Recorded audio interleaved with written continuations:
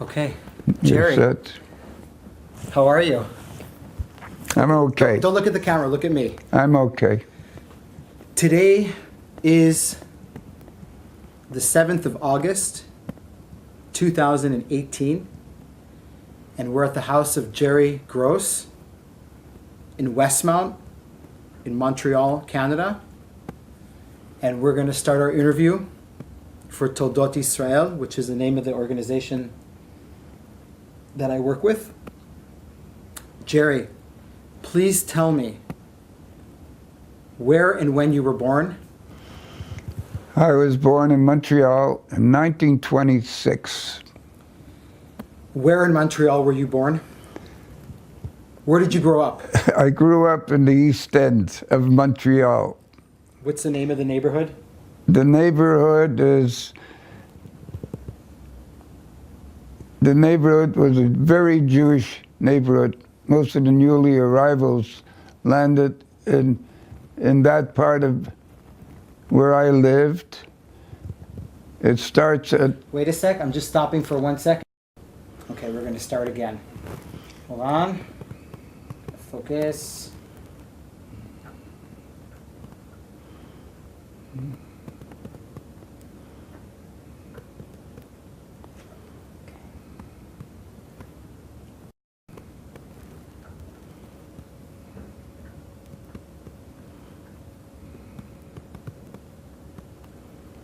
Okay, G'ry, we're going to start again. Okay, I look at you. Yeah.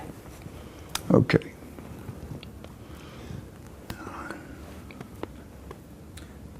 Wait a sec. Just a second, I'm sorry. Okay, G'ry, now we're starting again. So tell me where you were born, when you were born. I was born in Montreal, Quebec, Canada, 1926. What date? July 30th or 31st. I have two birthdays, but okay. 36th of July, that's when I was born, 1926 in Montreal. And here, in the Jewish cemetery. You were born in a Jewish cemetery? I made a mistake, so write it off. Okay. It doesn't matter, I made a mistake. I wasn't born in a cemetery, I was born in my mummy's belly. My mummy gave me birth on the Bullion Street. I was born on the Bullion Street and lived there for in the east section for quite a few years. Moved around, didn't pay rent, they threw you out. What kind of house did you grow up in? Was it a religious home or? My father and my house, we were regular Jewish people. We attended the holidays, and I went to my Zetas. Both Zetas were from the same towns, and I had both sides with me in the area. And I was brought up in a religious area. We had holidays together, once with one side, then the other side. So I had both sides with my bubbas, my two bubbas and my two Zetas. And I need you to look at me. Yeah, two Zetas. We had two bubbas, two Zetas. They all came from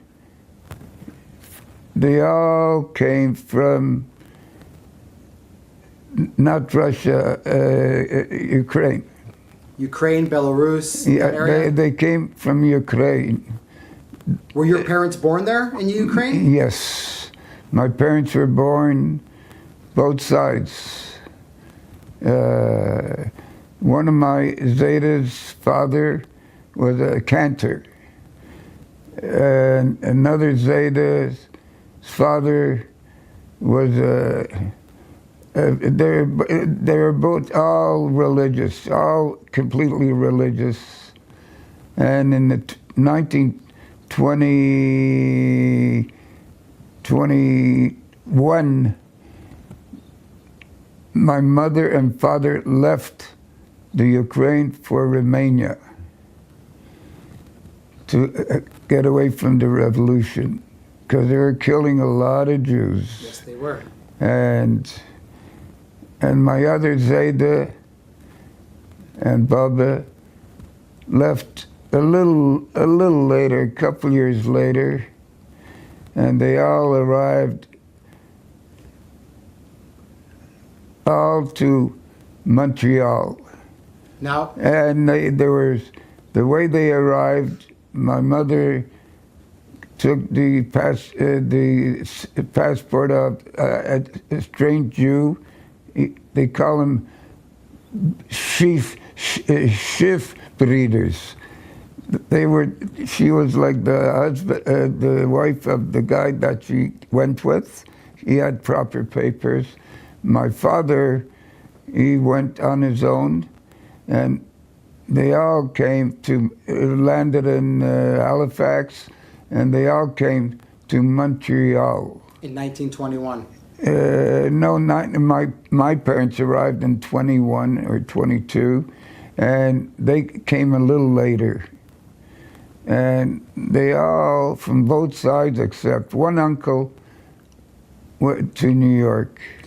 Did your parents speak Yiddish in the home? Yes, Did they speak Yiddish to you? sure.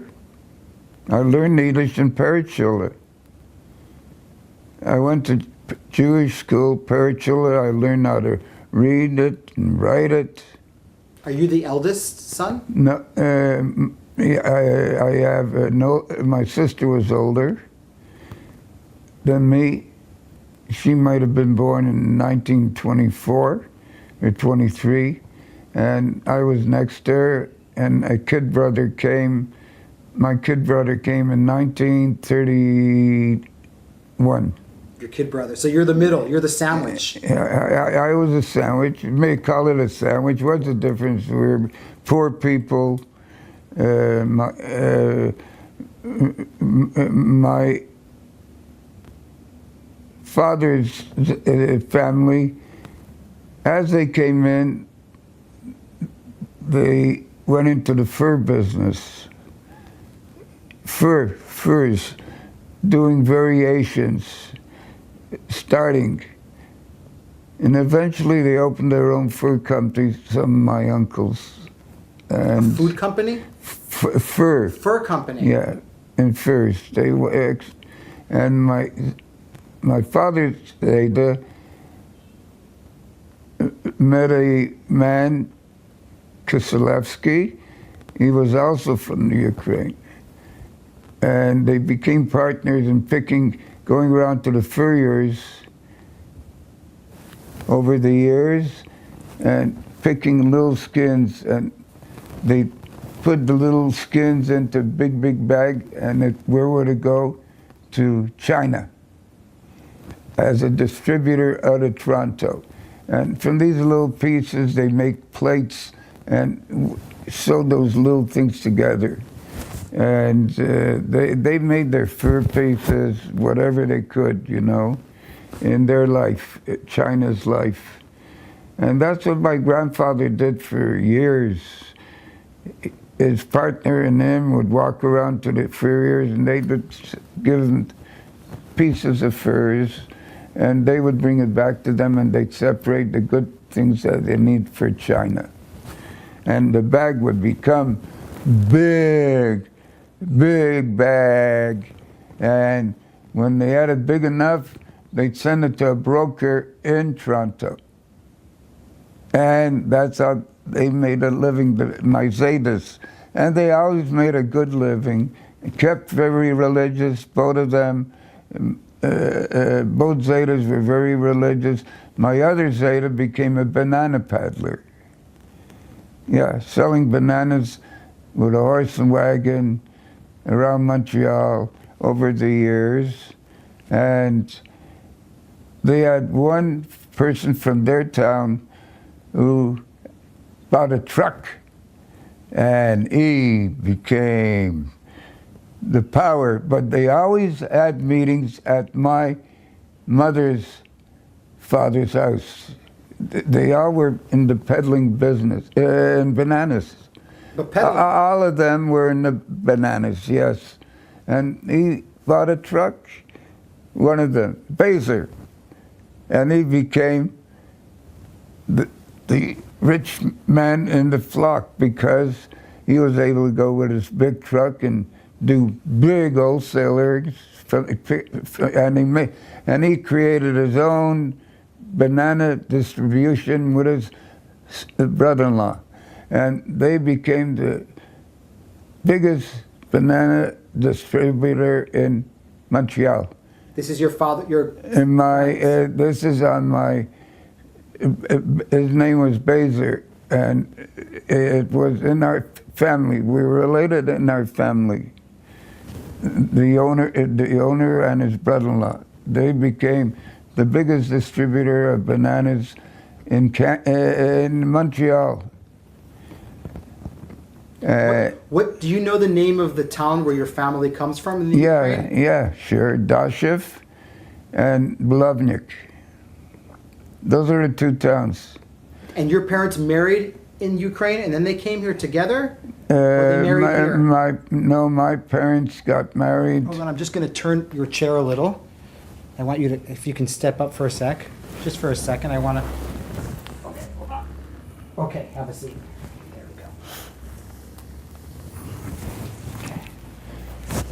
My father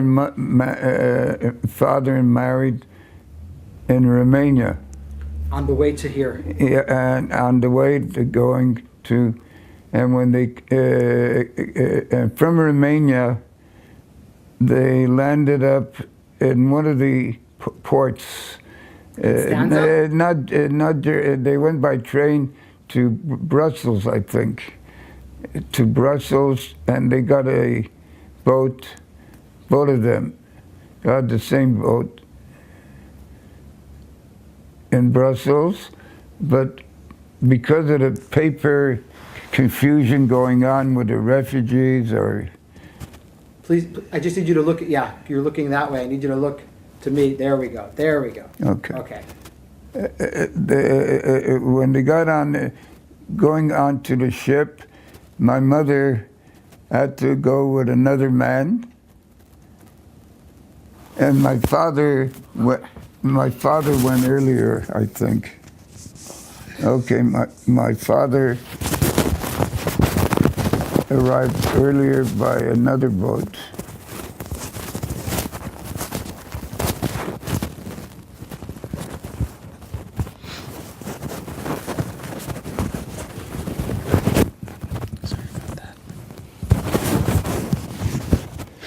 Yeah. And my father went on a first boat, and she went with this man as her husband.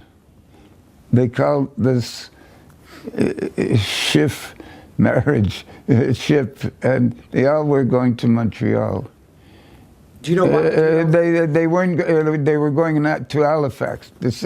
Another boat was going to Halifax. My mother's boat was in Halifax. She came a little later.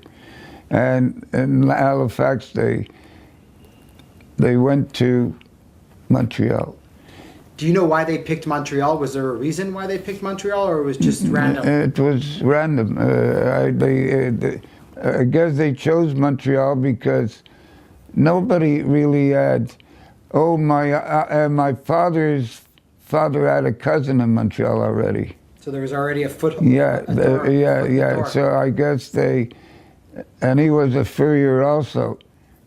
He was the first one of my father's side that landed in Montreal. Did your father fight in the First World War? Was he? No. He was born. No, I don't think he fought in the First World War. Well, they had revolution, and they had there was revolutions going on, killing the Jews in Ukraine. Ukraine. Yeah, there was a civil war. There was a civil war. They were killing Jews. Yeah. Yeah. And a lot of Jews were killed in the Ukraine war. Yeah. But my father's side, they were very strong guys. And when the Bolsheviks came with their horses running towards them, they'd break the horses' legs and then kill the Ukrainian guys on the horse. They got the hard wood. And when you got the hard wood and you banged the horse's legs, the legs are thin, you know? And they killed the horse. The horse just flopped and they killed the Bolsheviks. What kind of household are you brought up in? What kind of home? My home was always Jewish. Kosher? You kept kosher in the house? My mother kept kosher. My Babas kept kosher. My Zetas are kosher. My Zetas on my father's side were religious. From both sides they were religious. They went to the synagogues, the small synagogues at the start, and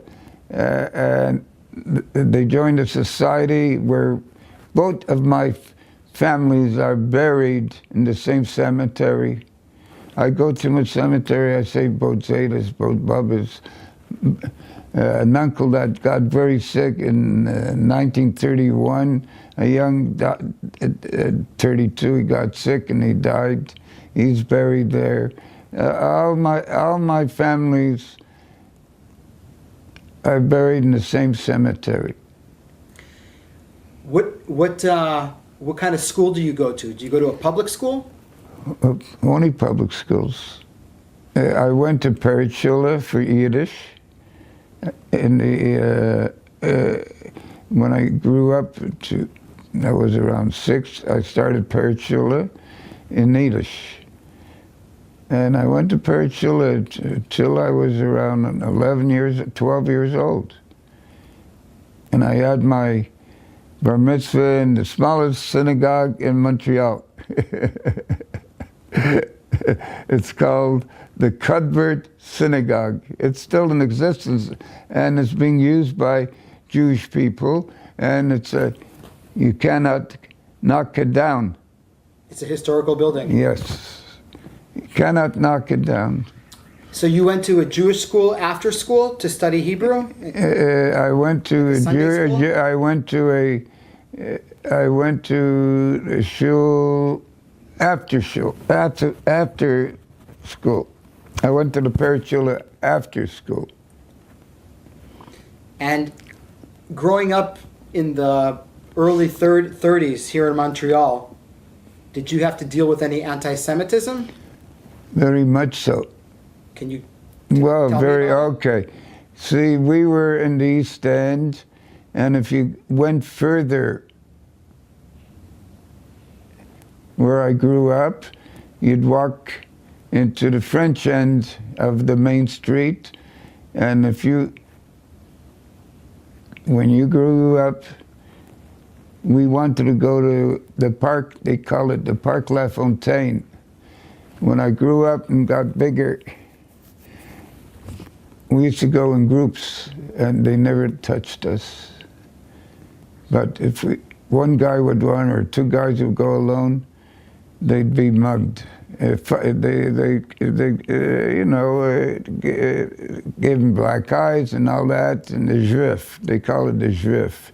We were in French, Jews or juifs.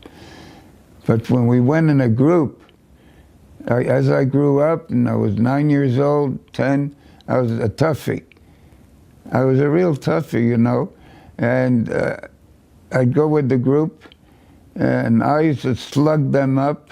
When I was in the group, I slugged up a couple of them that when I went, at the end, there's an additional story to the story, but when we were 5, 6, we could go to the French Park in the East End.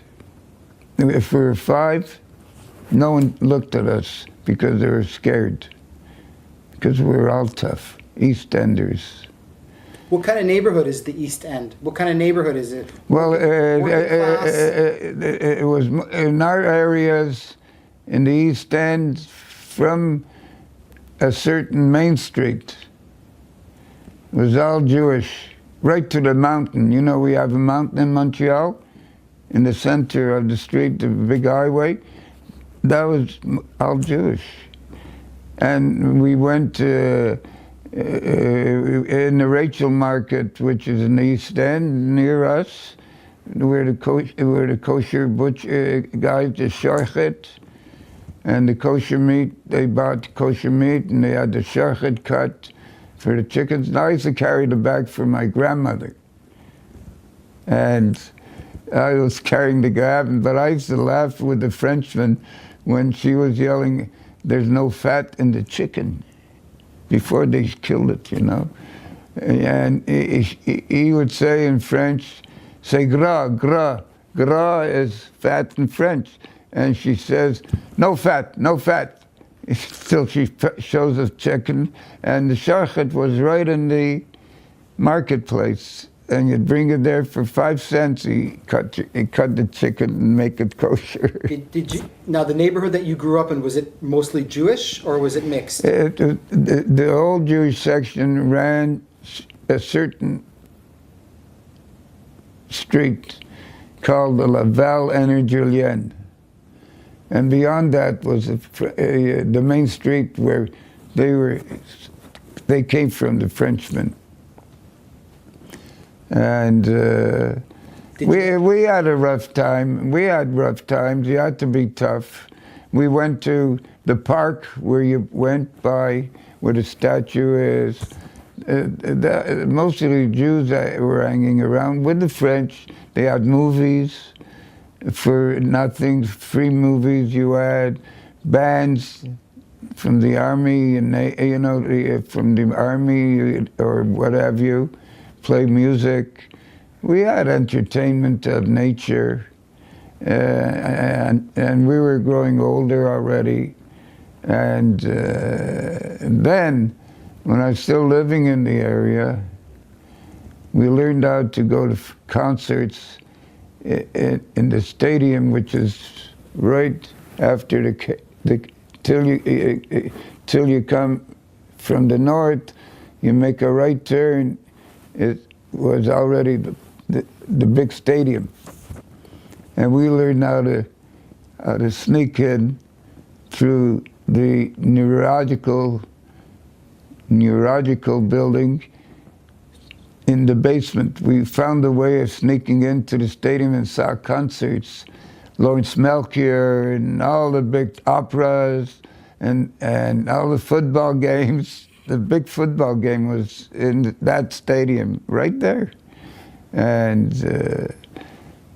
we were a tough bunch of guys, I'll tell you. Did you have in the school that you went to, the public school system? Yes. Did you have to deal with anti-Semitism in the school? Well, no. You see, the schooling in the Jewish area where I went was in the Jewish area, and we had some Gentiles, but I never experienced. I lived the north section and the south section, and always we couldn't pay rent, so they threw us out. Anyway, the landlords, oh yeah, and Jewish landlords, you didn't pay rent. They evicted your family? Well, we had to move, and we went into lower sections, or the lower sections always, when I was a kid. And my father made a living, but he didn't make a big living. And I'm sure it was also tough during the Depression. Well, that was a depression. Sure, the depression was there. But we got by. We got by with the depression. We got by, we ate. And what happened now, my father got a break. Out of town, they were building for the beginning of the seaway. Before the seaway started, they built a canal, was building a canal. So they went around, and my father they built him a house because the French didn't want to work. They were lazy. They were lazy people. And he brought in Polacks and Russians and all, and he had a boarding room for them while they were building the canal, called the Bornowa Canal. And that is a big powerhouse just 25 miles away from Montreal. And I can show you the river if you were to look down there. That's the river that went through that canal. If you look down south here, you'll see it. Oh yeah, I see it. Anyway. Tell me. And I learned how to fish in the canal. I used to go alone fishing. And the whole time that you're growing up, you're aware of your Jewish background. You're aware of your identity. Oh yeah, and here's another thing that happened. There was first started school at 5 years old, at kindergarten, and to one school in Bornowa. And what happened, my father got a horse that was very fast. And Valleyfield is a city, they had a Protestant school. And I started school there. And we had a horse that, his name was Mary. And he ran so fast with the buggy. And he brought me to school. And when people came up from Montreal, we had them, our families came up, the boyfriends and the girlfriends. My aunts and uncles weren't married. They were all young. And we went to that one school for, I think, 1 year. And the Protestant school board, they found out and he bought that horse and buggy. He needed it to take us to school because it took, that horse ran it in 15 minutes to our school. And he had to come back again to pick us up after school. And it was a good life. We were kids. What did we know? So when you're growing up in Montreal, then I moved back to Montreal once the canal was built.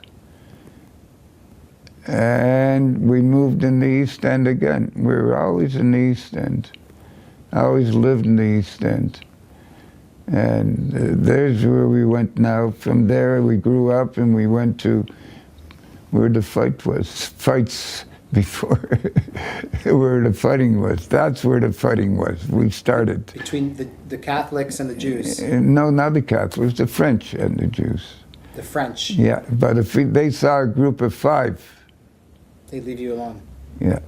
Now tell me, when you're going to high school, yeah, 19, let's see, when you're 13 years old, you have your bar mitzvah, of course. Yeah. 1939. Yeah. World War II breaks out. Yeah. Do you remember that? Sure. I remember it clearly. But before that, we used to go, I went to Bancroft School. Do you know Montreal well? Mm-hmm. Were you ever at Beauties? You didn't eat at Beauties? Are you kosher? You're not. So, and okay, so Beauties is in the East End. In the East End, let's say, you know where St. Lawrence Street is? Clark Street? St. Durbin is Beauties. And you have to go there, and it's a big gishrei. And Beauty himself bought the restaurant from a small, it was a smaller store, and he bought it in 1942. Or he bought it. The gamblers wanted a spot to gamble. And Beauty came in to feed them. That's how it became Beauty. In the back room is where they played blackjack and cards. Gamblers, the real gamblers, Jewish gamblers. And it went on for years. And I'm at I'm in Bancroft School, and then I went to Barenbing, the Jewish school down the street. And that's where Barenbing is where Paperman was also, Duluth Street. You're at that street. And then Paperman, the old man became Paperman himself. He hired criers, women that cried across the street and crying and wailing, and wailers, real wailers. That's how it went. And then I moved on Clark Street, which my back was to Paperman. I heard every funeral, every cantor. I could hear it. It was right behind me. I was on the 3rd floor. When you're 13, I want to get back to the age of 13. Yeah. 1939, you're 13 years old. Yeah, bar mitzvah. You have your bar mitzvah. Yeah. Right? Yeah. 1939 is also the year that World War II breaks out. Yeah. And Canada is immediately in the war. Yeah, sure. What do you remember now? I remember certain things. Well, don't forget, Italy went. The dictator in Italy Mussolini joined up with the Germans. Sure. Yeah. And right away, there's an Italian. They had their community center further north, and they raided it right away. The Canadians did. The Canadian police. Yeah. And what about the Germans? Did they have a community center here They too? had a community down south of us. Yeah. And they were quiet. The Germans were quiet. They were quiet? Yeah. And before the war started, they used to send their soccer teams to play with the Jewish teams. I used to go, right in the park, in this big park you're always crossing. So when World War II breaks out, a lot of young guys are drafted into the army, and things change. The situation kind of changes. Sure.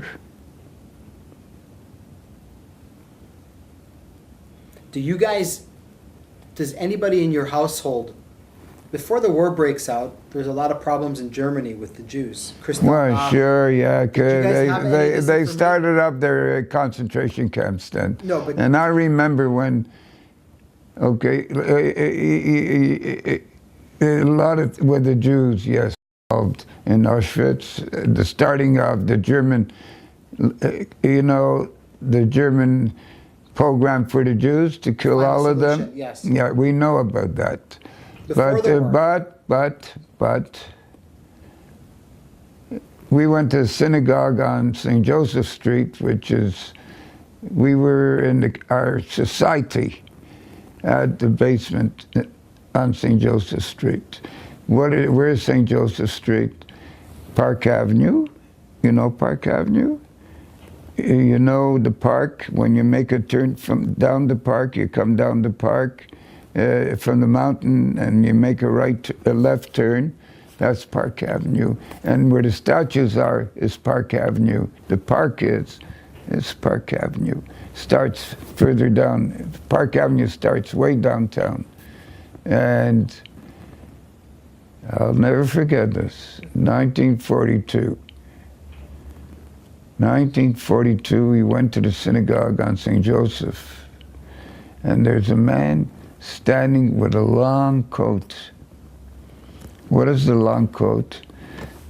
When I learned later, in Europe they all wore long coats, long ones. That was the style in Europe, long coats. Trench coats. Not trench coats, no, a regular coat. A little long, he looked odd, And when I got out of the synagogue, just for a breather, because I could walk in and out from the synagogue, and we were in the lower level of the synagogue. And he says, people, in Yiddish, you have to listen to me. You must listen to me. the Germans are killing the Jews in a camp in 1942. That's when we found out they were killing the Jews. Who was this guy? Do you know who he was? He came from Europe. A Jew. He's a Jew that was able to go through the Pyrenees and into Spain and take a boat. And he gave he witnessed what was going on. You remember this guy? You remember that? Yeah, look at him. He was tall. Well, I was a short kid. Try and describe him to me. Well, I was then, let's say, you were 16? 15, 16. And I was quite tall, but this guy was huge. A big man, according to my height. He was a big man, and he spoke Yiddish, and I heard him. What did he say? Sie argunen die Jiden in Deutschland.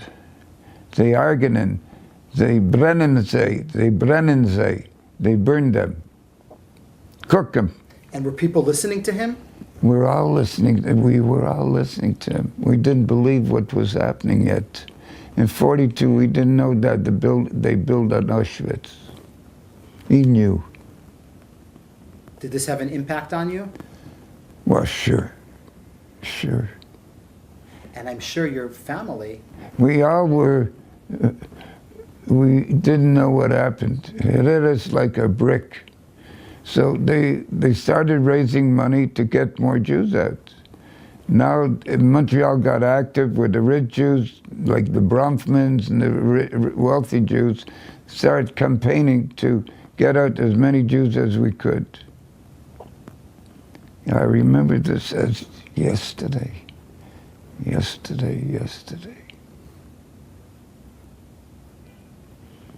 Yeah, and our YMHA was right on that park at the end. When you're going down from the south, when you're going from the south, and you're passing the mountain, that was all Jewish.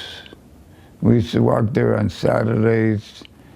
Do you remember after this incident at the synagogue with this guy? Do you remember any reaction from your parents? Because I'm sure that they have. I went to tell them. And they didn't believe. Your parents. But they believed him when the story came from him, from other people that were outside of the synagogue, maybe to have a cigarette or something. Sure, you believe it? You had to believe it.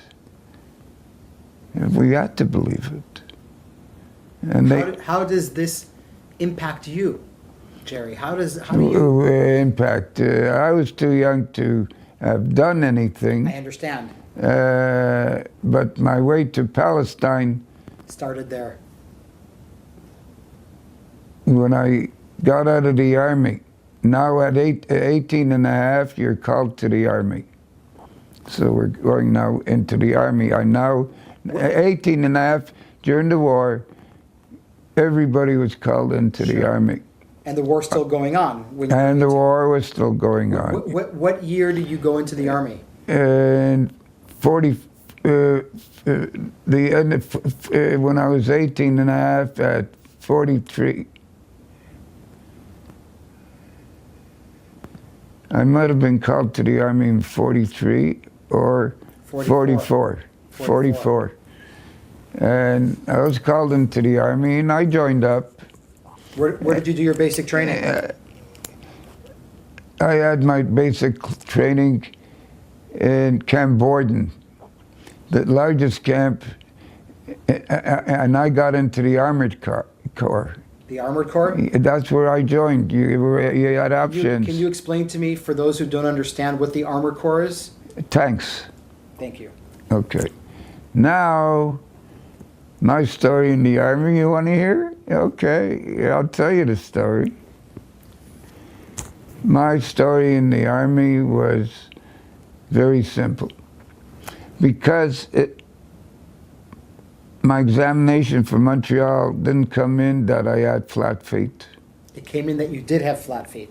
No, That you did. I didn't. So that's good. They didn't have a note in when I went in the tank corps now.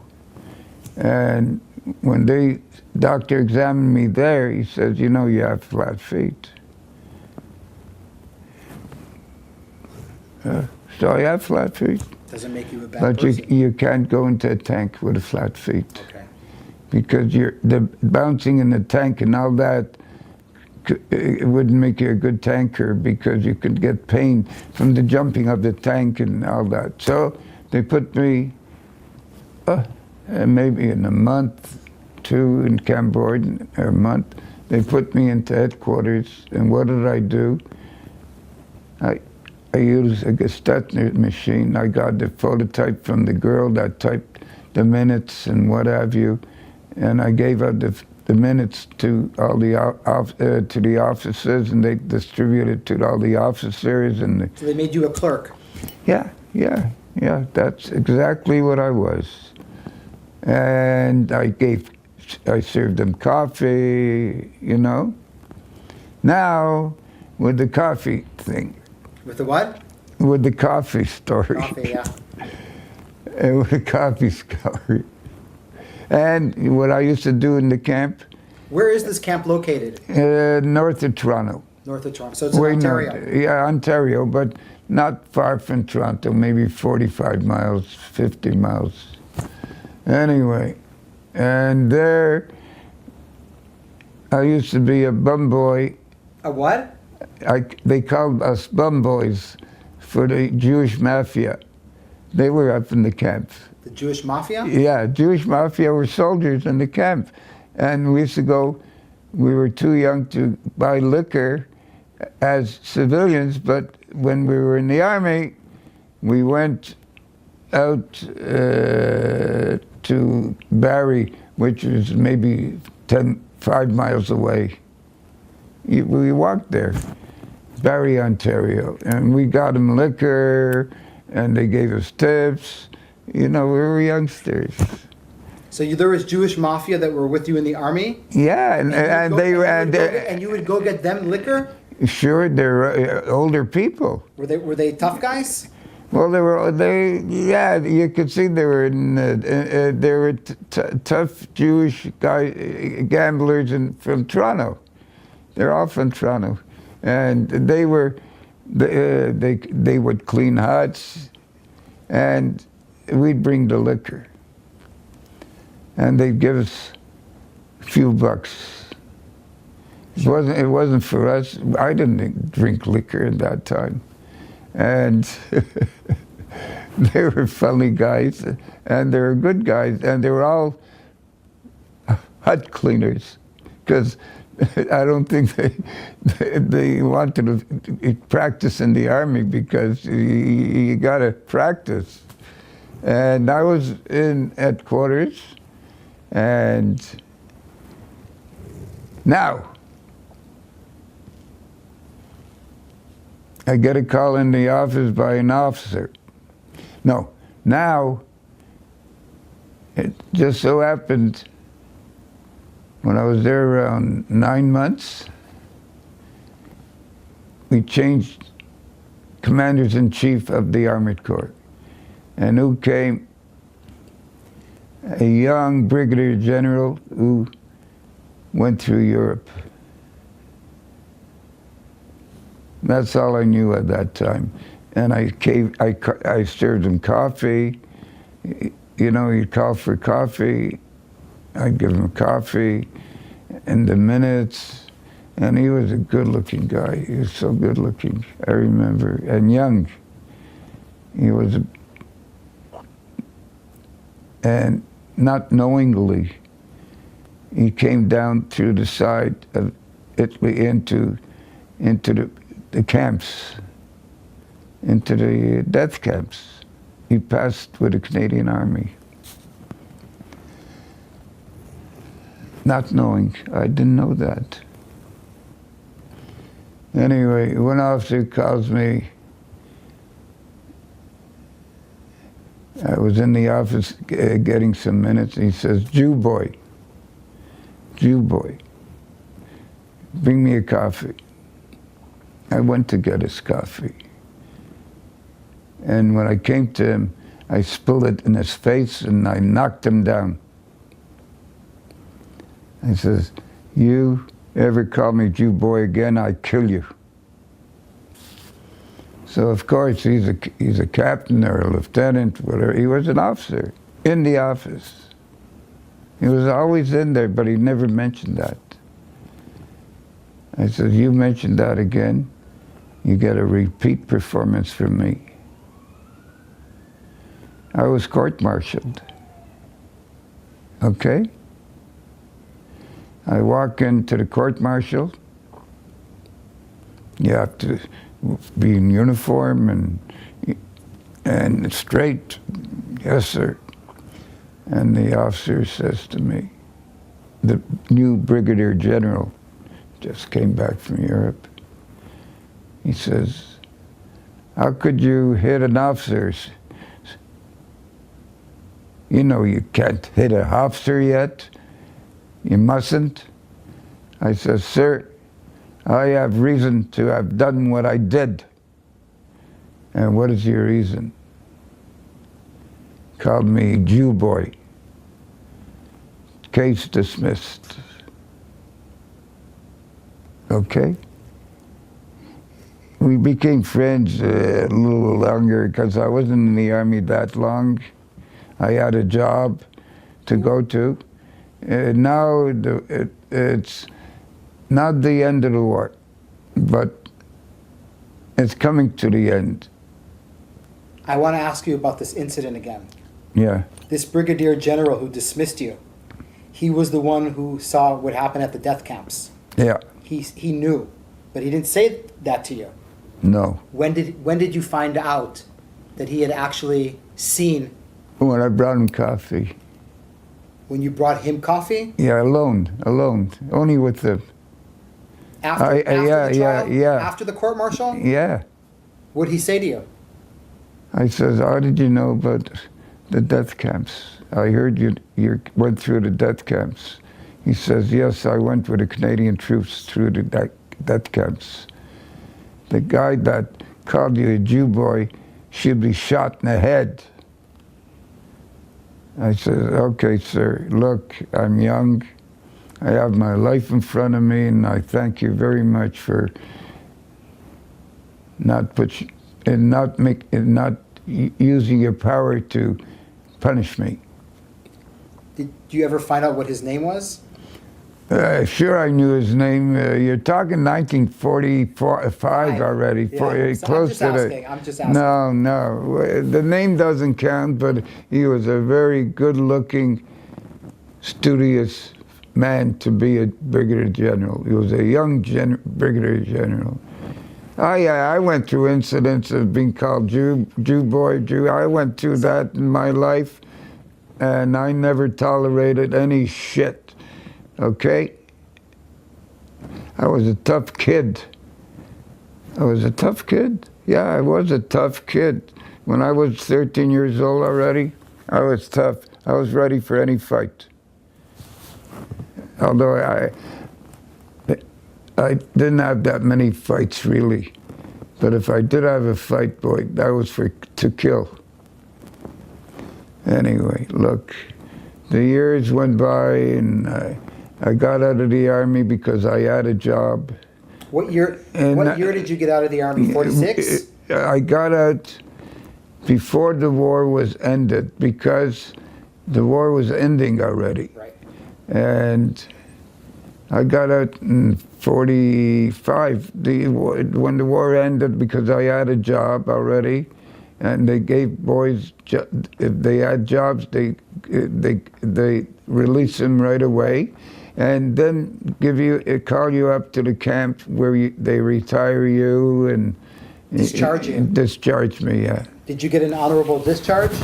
Yeah. Yeah. Oh yeah, I got an honorable discharge. Why not? No, I'm just asking. Yeah, I got my job that I worked at before. What job was that? In the fur place. You were working in the family business? I was like stretching furs, not my family business. But it was still kind of the same. Just checking, yeah. Yeah, it was still the same trade though as the family business. Yeah, when my family was in the fur business, Yeah. a lot of it. You're right, and but I got a job because I worked there while I was a kid. I worked there stretching furs. I went to school still. Or did I go to school? Well, you said you didn't finish high school. No, I didn't finish high school.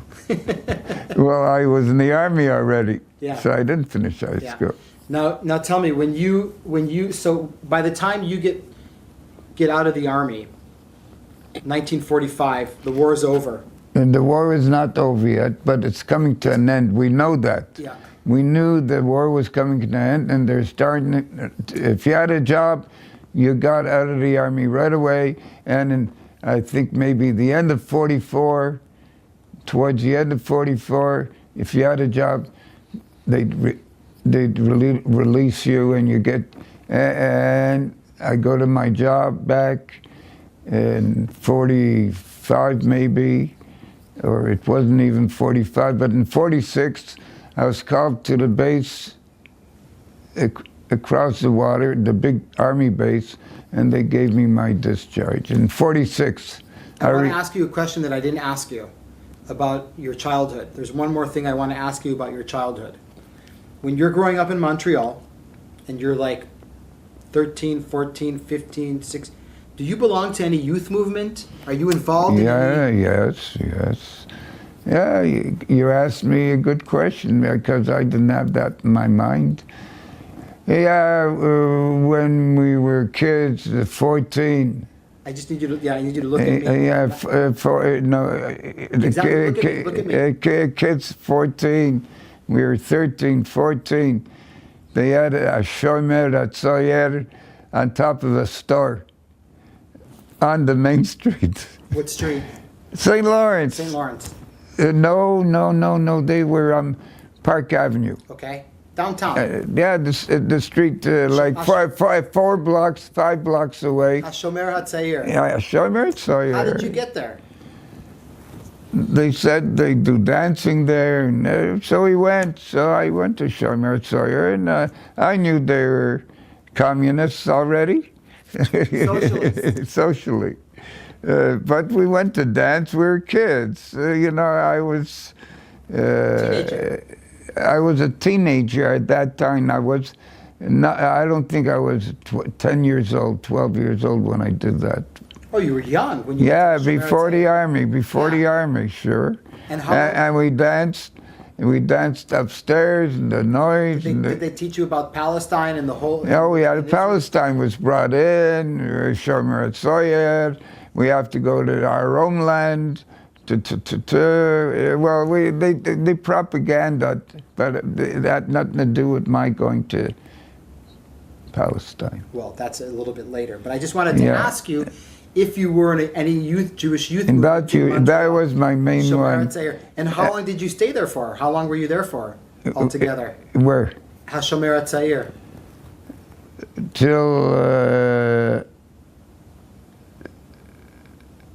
Till I heard they were communists. And you got out of there? No, I grew out of it. You grew out of it? I grew out of it. My sister grew out of it. And she got married.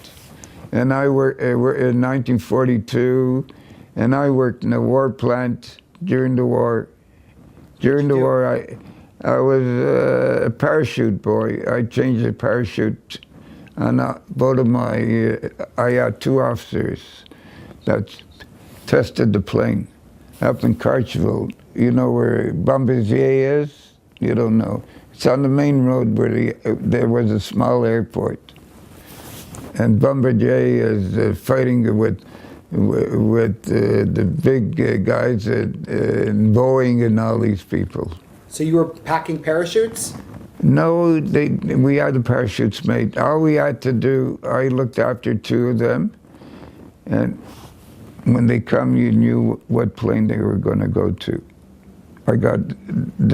They came out of their test of that plane, and they kept their chutes on, and I got a chute, and I used to fly with them often. How old were you? At that time, I could have been 42. She got oh yeah, how old was I? 39, I was how old? 39, you were 13? So, Yes. So, I was 15 years old. 14, I was 15 years old. And you were working already? Sure. No school? No school. I was out of school, yeah. Why'd you leave school? I didn't like school. Anyway, at that time in 42, 41, 42, we had streetcars on tracks coming up our street, our main street on St. Lawrence, and it went directly to the war plant. It was a special streetcar. It was marked, and it went right to the war plant, and we got out and we went to work. And I was a parachute boy, and I looked after in 42 now. I think I got that job in 41. And in 42, I had 2 pilots, and one Sunday, I worked overtime on Sunday. I made double my money. Yeah.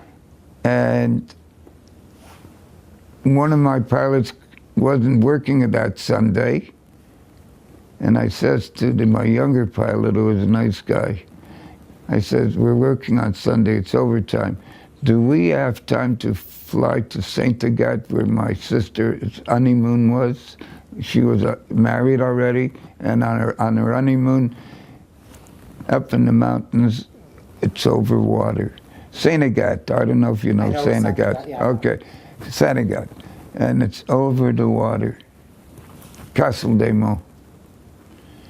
He says, you know what?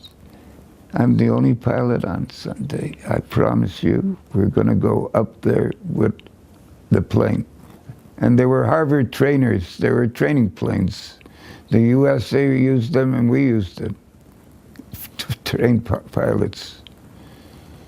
So Sunday came. I told them I'd be there around 2 o'clock or 1 o'clock. And sure enough, we're flying over St. Agathe, Castle des Monts, and we come to the lake, and he dive bombs the castle, where they're staying, the hotel where they're staying, and they're waving and waving. We made 2 passes, and then we went back to Montreal. That's it. I remember that boy, and he was the youngest pilot. Test pilot of all the test pilots. I had 2 of them. So in 1946, you get discharged from the Army. I was fully discharged, yes.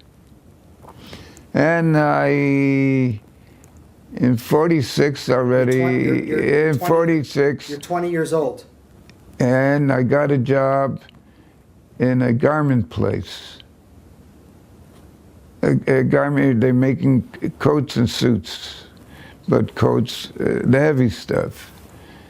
In 1940, in 1946, 1947, yeah. 1947. 7 or 6? No, I was discharged 46. No, the job I got after the fur place, I got a coat and suit guy. No. 46, I just 47 started, and I joined up to go to Palestine in 48. Okay. With a group of guys from Montreal. We're going to talk about that and Canadian. Wait a second. We're going to get into that very, very soon. We're going to start to get into that. After the war, you're working. You're here. Are you living at home with your parents? Where are you living? Yeah, I always lived at home. Okay. I always lived at home. Living at home. You're working in the garment. Did you say? No, in the garment industry. I got the job. I got my job after I came back from Palestine. So we're going to. The war. Okay. After the war, that's where I worked. Okay, so we're not going to talk about that right now. We're talking about right now is post-World War II, 1946. Hold on a second. Excuse me.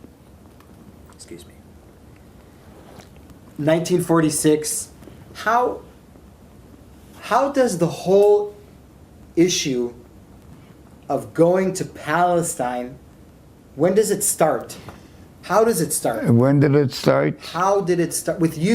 No, With you? they had a meeting Who's they? at the Legion, at What the Canadian Legion. They had a meeting that they're going to require Jewish people. What year are we talking about? 47? 47. Okay.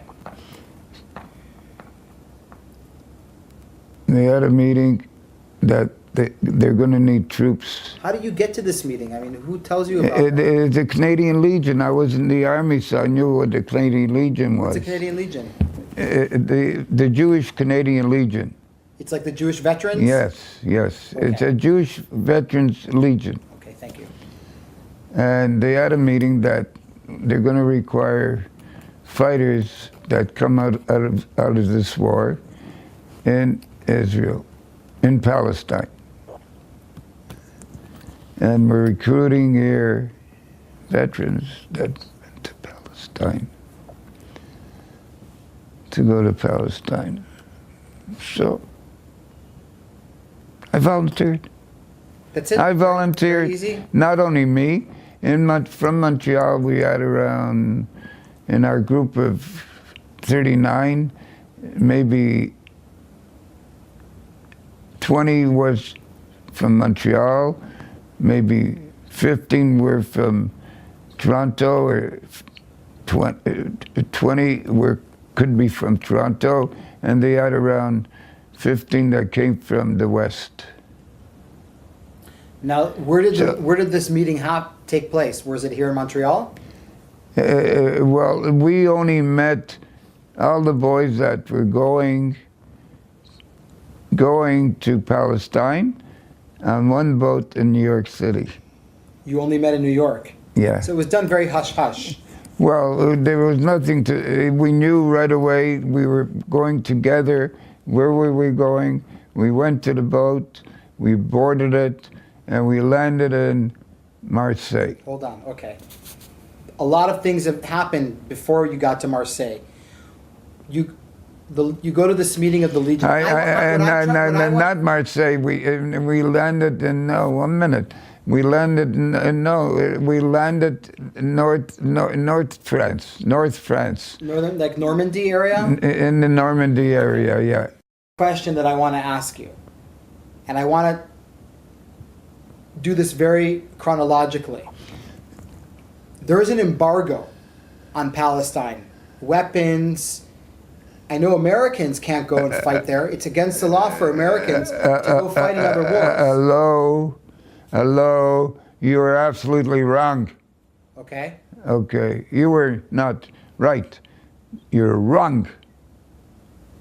Okay? We won't fight about that, though. We'll keep only the Canadian group. We landed in northern France on the ship. We got off the ship and they took us to Paris by bus. Stood in Paris one night. We never believed that we'd see Paris. Who would know it? We were only one night and they took us a bus. And then they brought us to Marseille with the bus. It's a long drive. 1 minute. No, it's long. So what? You sleep, big deal. And from Marseille, we went into the mountains. And there was a Palmach boy that was going to train us in the mountains until our papers are made. And to have a front for us, we had Hungarian Jews, religious Jews. And they were only our front. What does that mean, front? In case the police suspect anything with us. So you guys were hiding kind of... No, we were all together. The Hungarians, they were our front in case something happens with the police. And you're a group of how many guys? 20, 30? 40 guys, the whole boat. All Canadian or also all some Canadians. Americans? This is all only Canadians. Okay. I want to go back for a second because I want to try and do this chronologically. Do you remember the moment you decide that you're going to Palestine? Do you remember thinking about it, talking to My people? parents cried, or no, my mother anyway, they cried, but I was going, regardless, okay? What was it that triggered you to go? Being a Jew, that's all, being a Jew. That's it. Yeah, being a Jew. Now, My best experience in my life was fighting with my group of guys. The best friends that I got into. But we're jumping the story a little bit. I still want to be in Montreal. I Yeah, want yeah, to be, yeah, I want to be okay. here before you from here you went to New York, correct?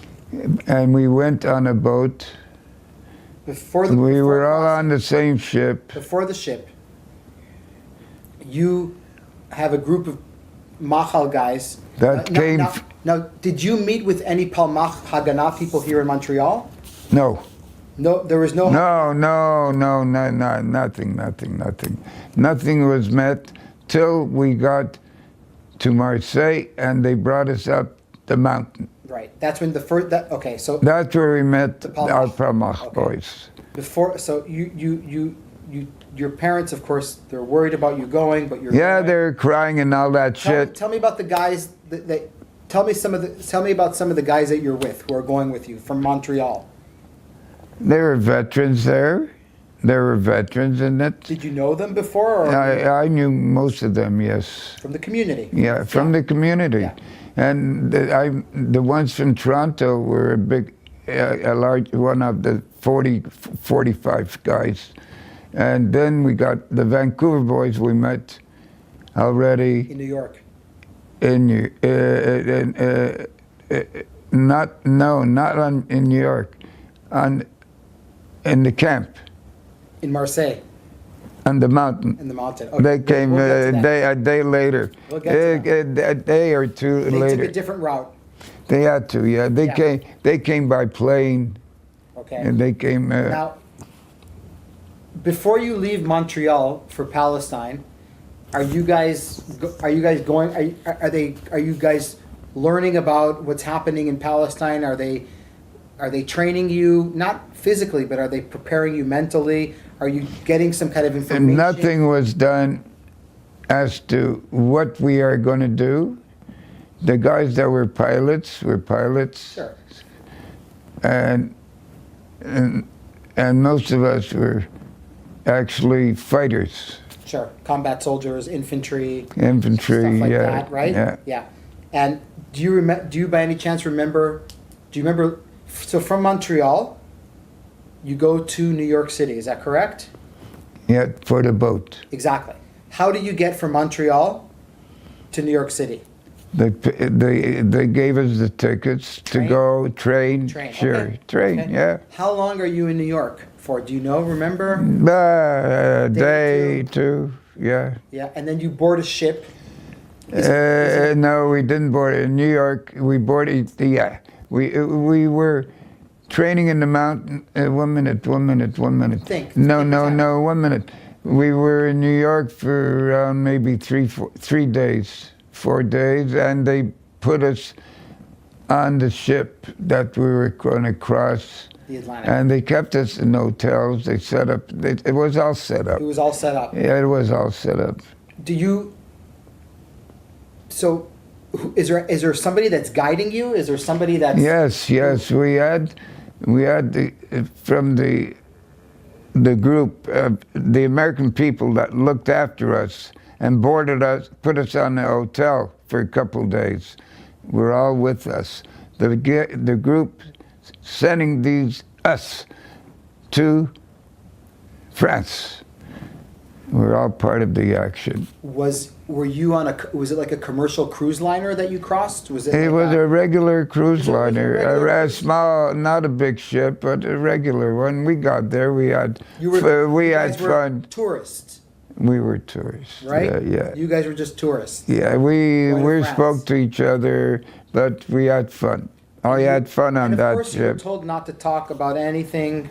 Well, we wouldn't talk. Right. Come on. You guys got to keep your mouth shut. Yeah. Hey, come on. Sure. Okay, I'm just asking. Sure, you had to keep your mouth shut. You had nothing to advertise. Absolutely. And then we got to northern France. Calais, is it? What Could is be it? Calais, yeah, could be Calais. Is it Calais? Yeah. That's the port? Yeah. Okay, it's a big port. Yeah. We got out in Calais, and we had a bus meet us, and we got on the bus and drove to Paris. Stood in Paris a couple days. How was Paris? Paris is Paris, you know. Who was ever in Paris? I was never in Paris. It's a joyful city. The war is over, and they're getting back to their feet. Anyway, well, the president of Paris then was Paten. He was the president of Paris. France. And in France, and he was an anti-Semite, that cocksucker. Anyway. Make a long story short, we landed up now, we got on a bus, and we were going towards Marseille. Correct. And in Marseille, we just saw Marseille, because we stood on the same bus and went up the mountains to Tretz. Tretz, is that what it's called? It's called Tretz, yeah. And what was in Tretz, the Romanians were already there. Hungarians, rather. They were already there as our front. These are Hungarian Jews, Holocaust survivors, yeah. Now, I want to ask you a question, and I asked this question to a few people from Machal who were in the same situation. You're seeing now for the first time people who survived the Holocaust. Yeah. How does it impact you? What do you? I mean, we got along with them. I got along with all of them. We all got along, but they were very religious, all of them. So with their religion, they were more on the side. We spoke to them a few times, but we were involved in our scoop of training with the Palmach. One guy. Do you remember his name?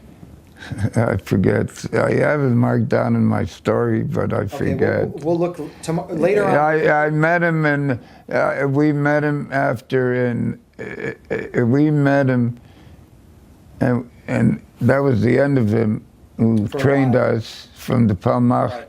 That was the end. So one guy trained all of you? Well, there was nothing to train. All we did was get in shape. Okay. You know, we had no guns. We had no guns or anything. No. Did he brief you on what's going on in Palestine? Was he briefing you about? Look, the briefing of Palestine was insignificant. We got to Paris, left Paris, went to Marseille, and came up, and then we met him.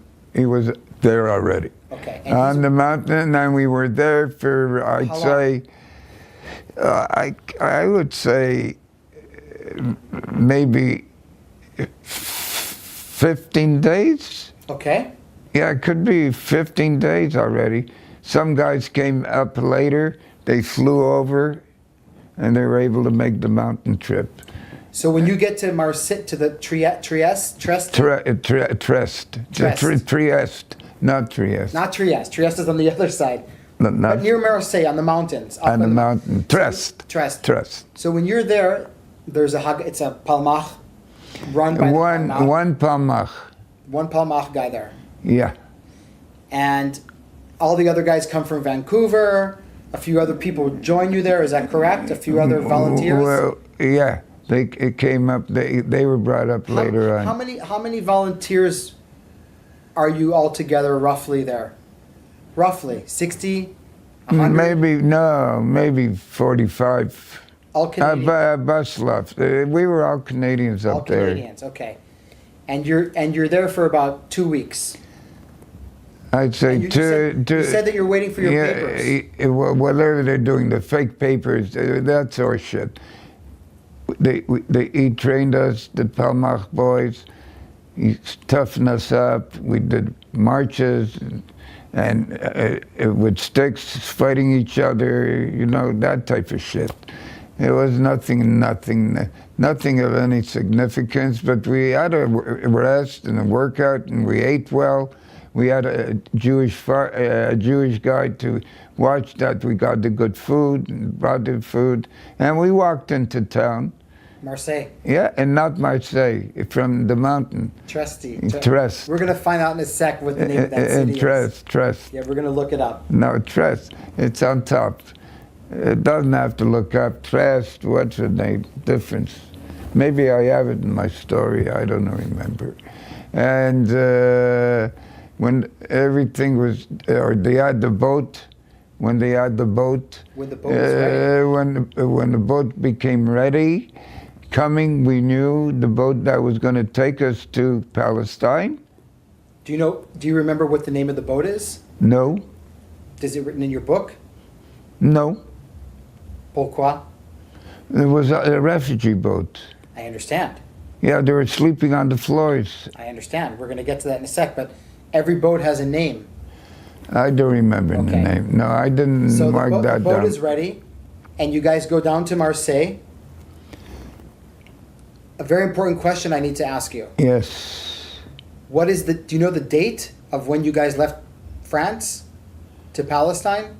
Is it written? It must be written in here. Yeah, I might have. Hold on, I might have it written into my I'm story. getting it right now. Hold on, because this is very important. I want to know. Here. Hold on.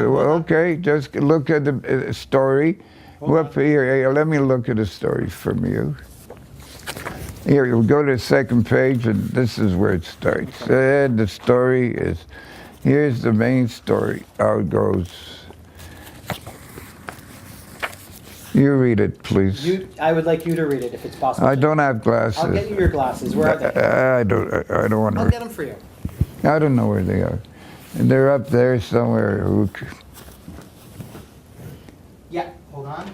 They have another pair there, Where? right on the kitchen table. Yeah. The small ones. There's a few of them. Give me the small one. They read better. Here. Okay. Are these the correct ones? Yeah.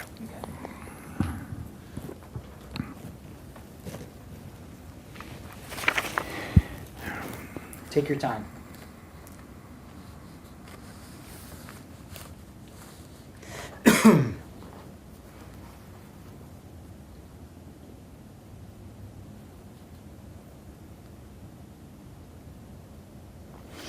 Okay. Our company commander says, we're already with the group we're going to fight with. Our company commander says,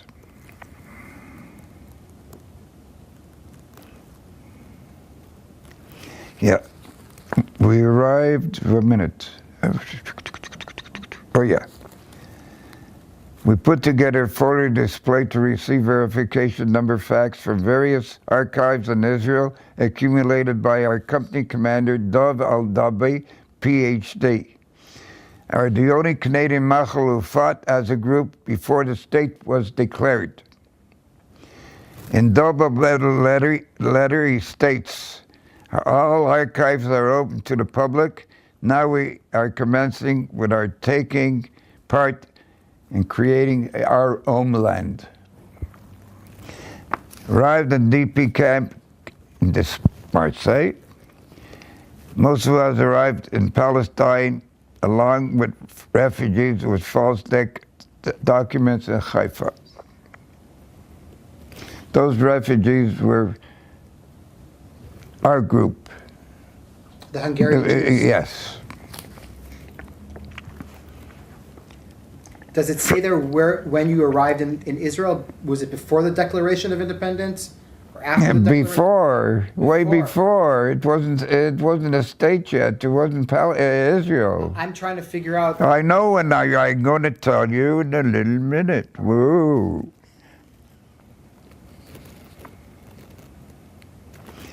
Most of us arrived in Palestine along with refugees with false documents of Haifa. From Haifa onward, you see I jumped here. Okay.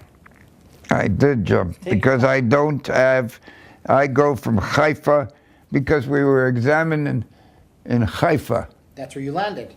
Yeah, and we went up to and we were medically checked in Haifa, okay?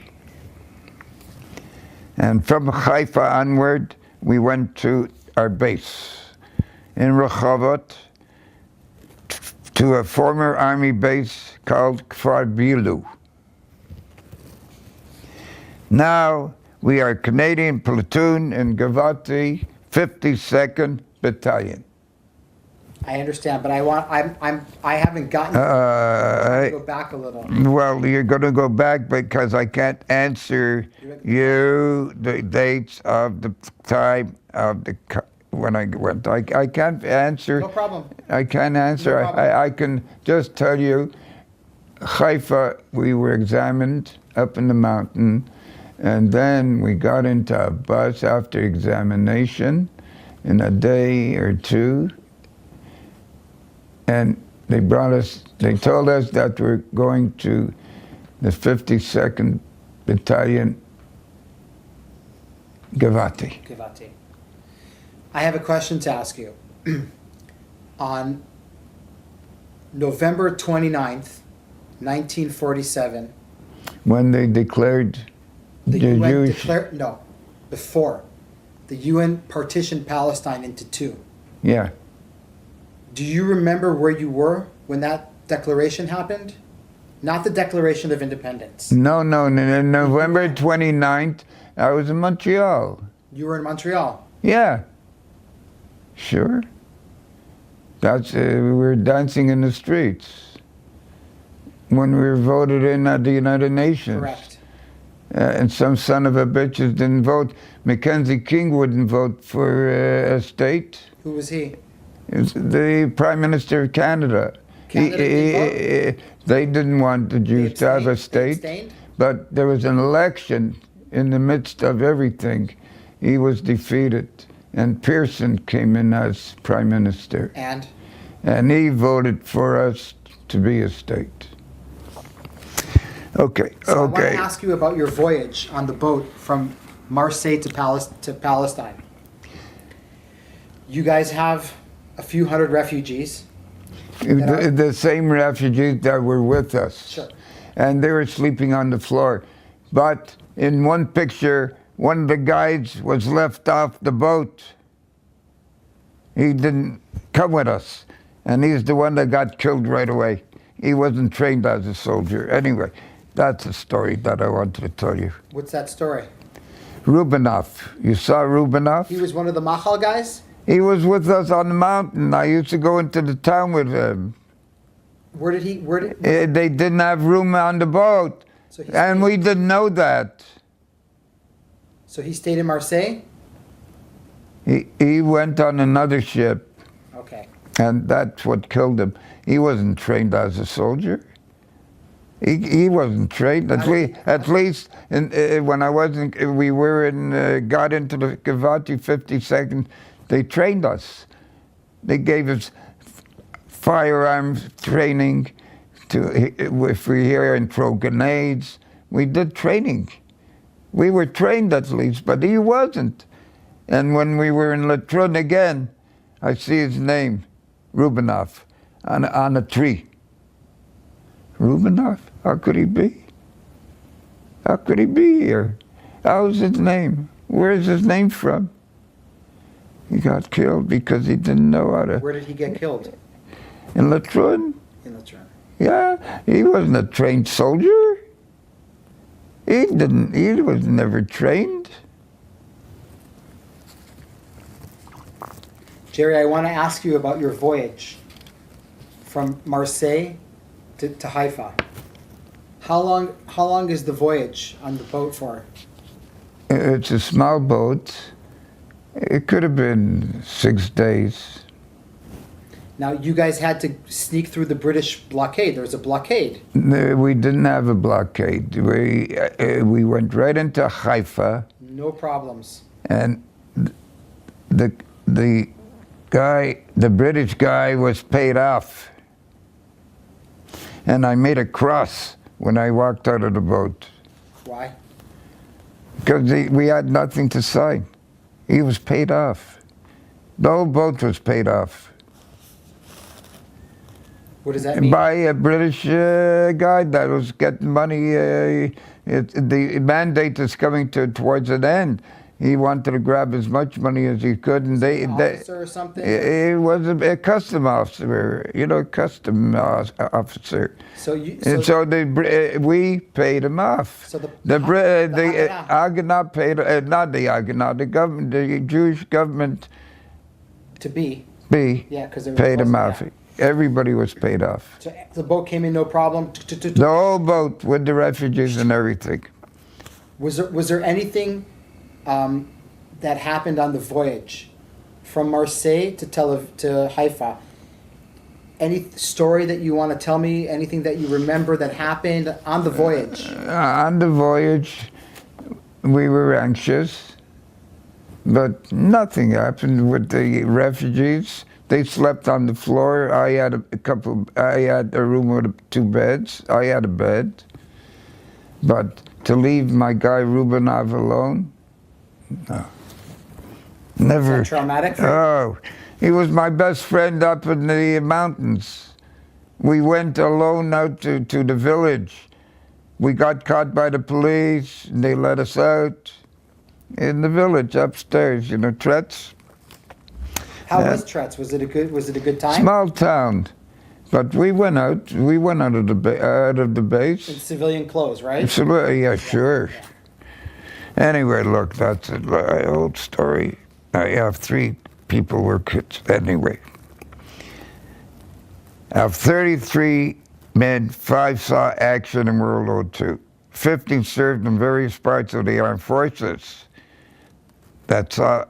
And we saw no action.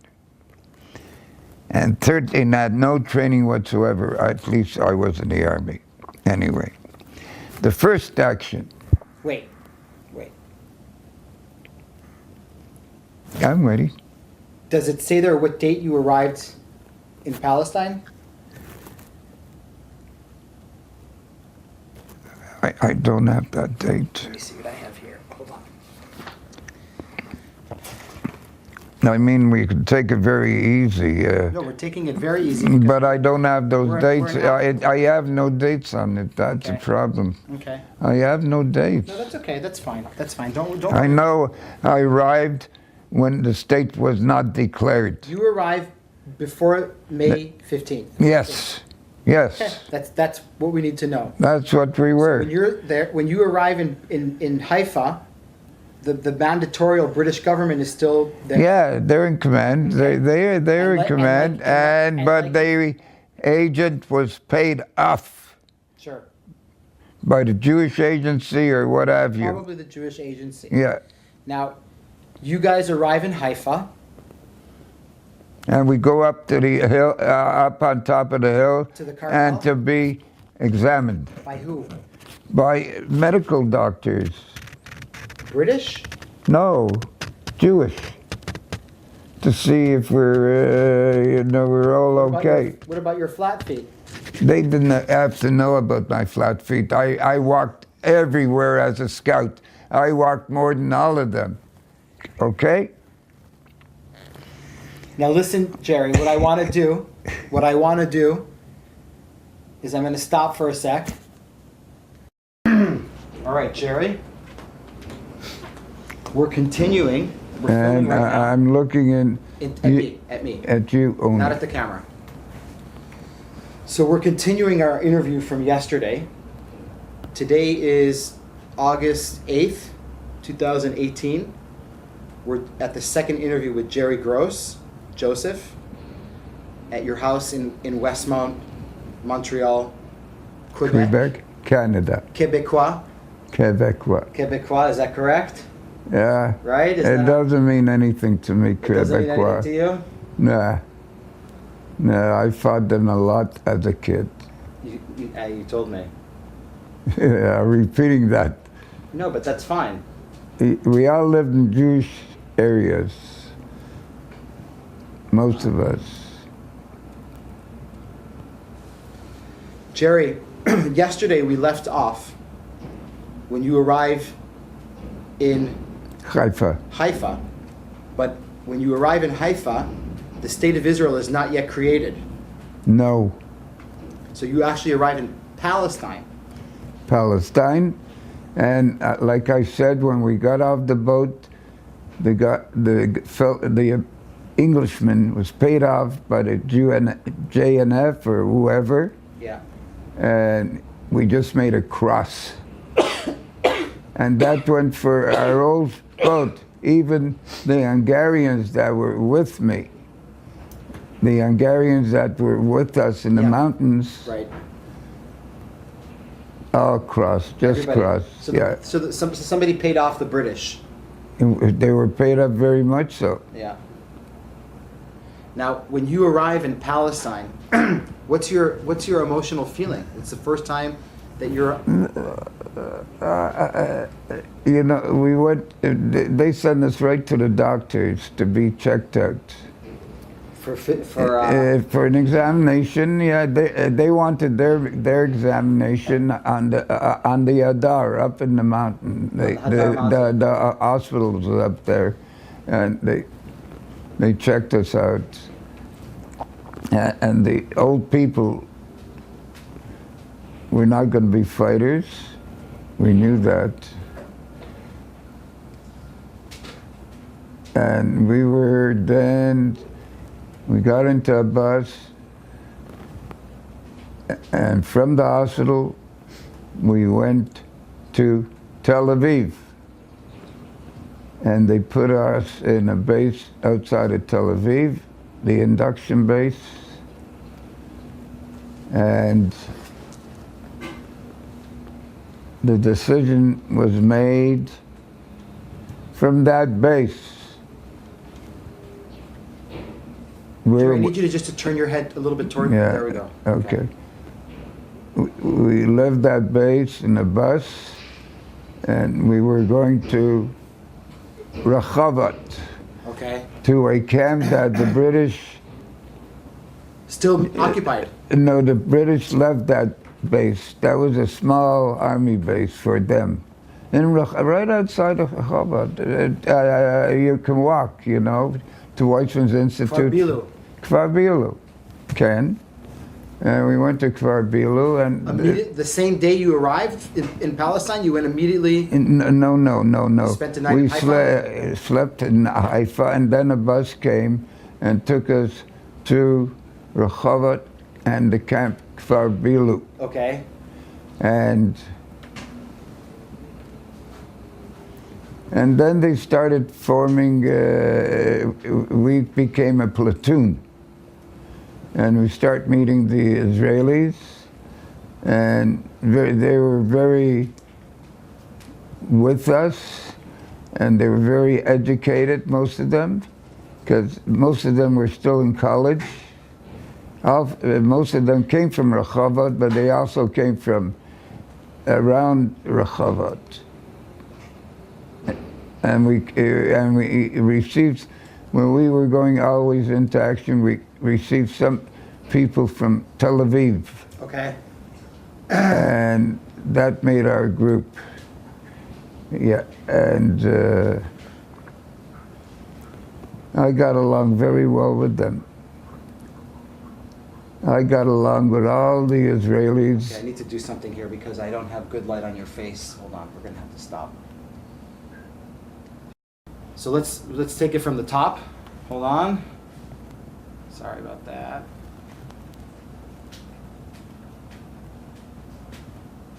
You can put another cushion behind you if you want to go back on your back. That's good. You don't have to stay. No, the thick one. That thick one is. No, I'm good. No good? I'm good.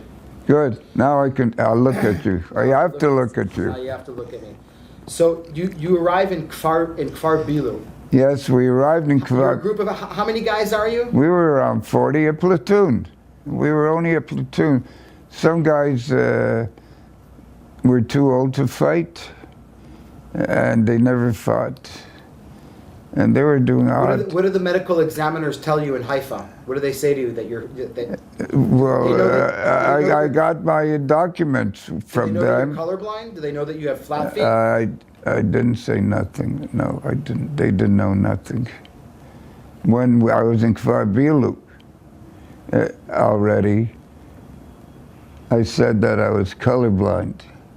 And that's where my senior came into the picture. He found out I was colorblind. He wanted me right away. As young as I was, didn't matter. He needed me just to see things that he can't see. Explain to me why you can see things that other people can't see. Colorblind, Explain it to me. colorblindness made me able to see cigarette lights. They smoked, these Arabs. These Arabs smoked. They had inaction. They figured we didn't see them smoking because we were too far away. And I saw their cigarette lights 300 yards away. Uh-huh. And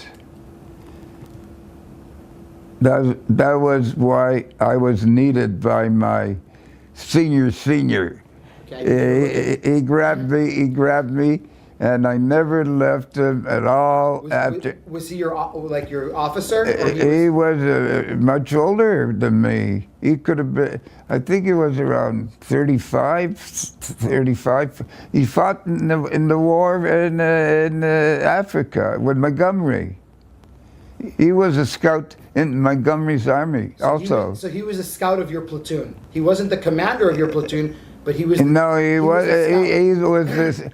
the senior scout, and he made plans. So explain to me. He made plans. Explain to me what a scout does. Yeah, okay. Before we went in, you go into an action, the senior scout is going to make the plan, not the officers. He'll come back with a plan, and we go alone.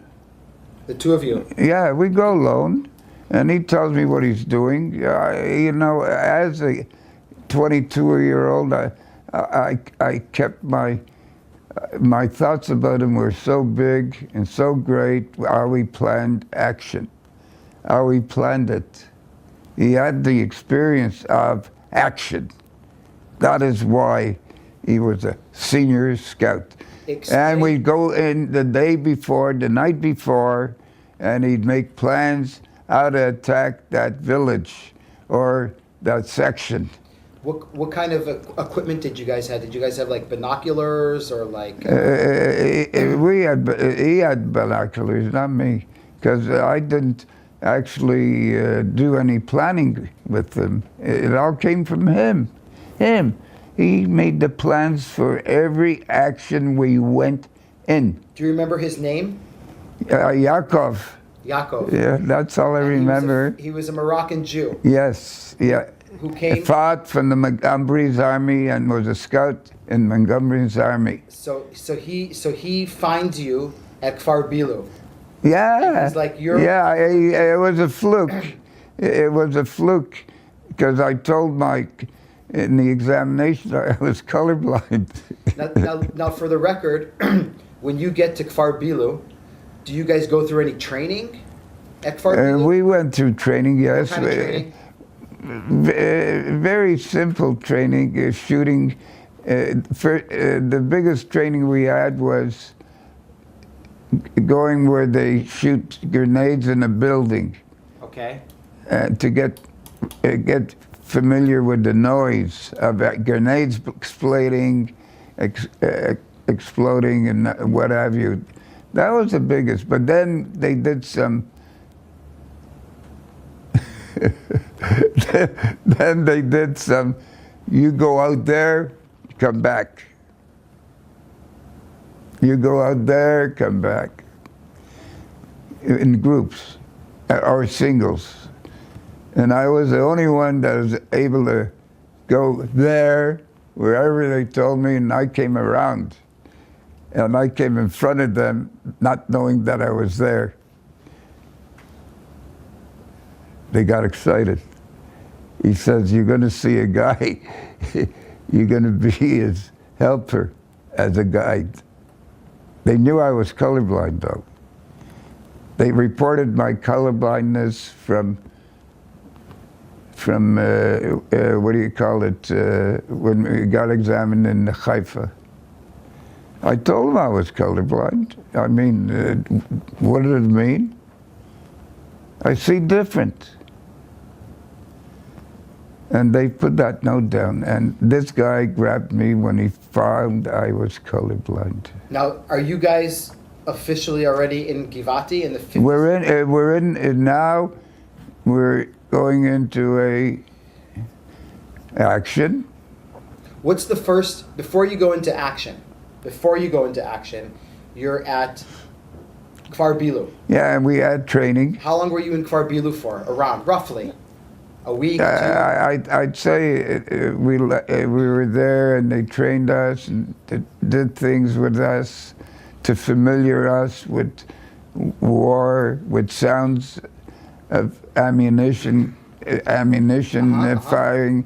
I'd say around 2.5 weeks. And all you guys, all the Canadians are together?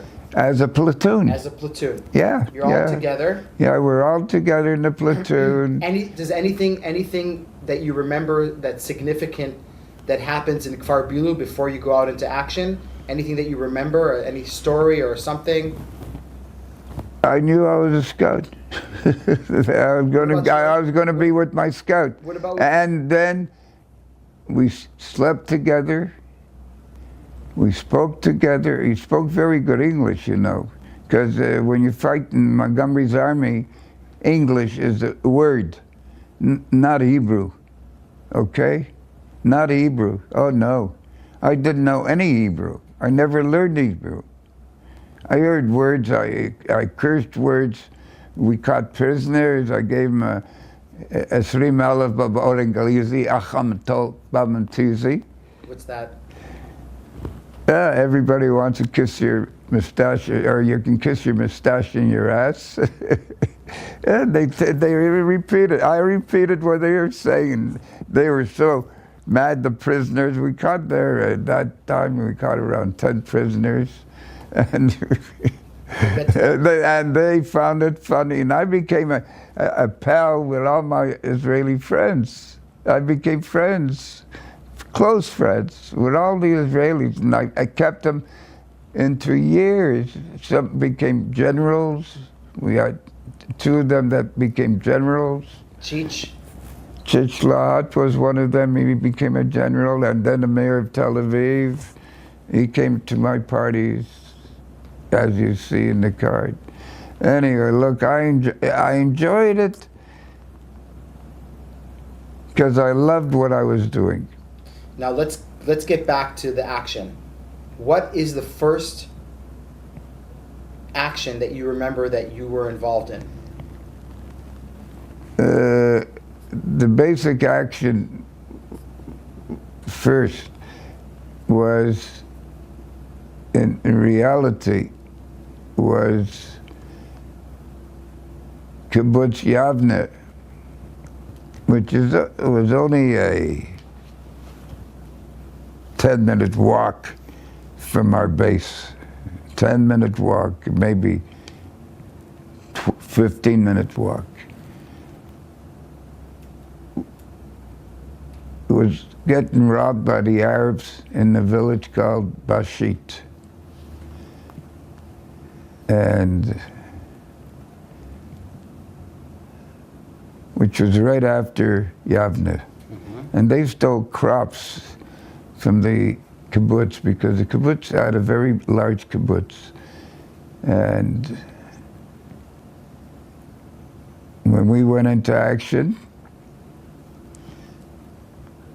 we slept in a synagogue that was not yet built. And this was very religious. And they saw the Arabs grabbing their food from the crop. And and we slept in a synagogue that was not built. The roof wasn't even on. And so you see, it was a beginning of a beginning. The refugees are coming in, and they're flocking into Palestine, whoever could. And we went out scouting, him and I. And we had wounded. My fella, one of my fellas from Montreal lost his leg in that action. What's his name? Kadylov. He's in the picture.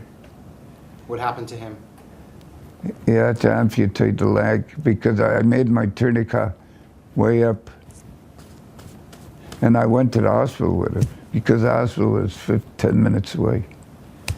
And I made a tourniquet. Did you know Sid from Montreal? Yes, sure. He lived on my street.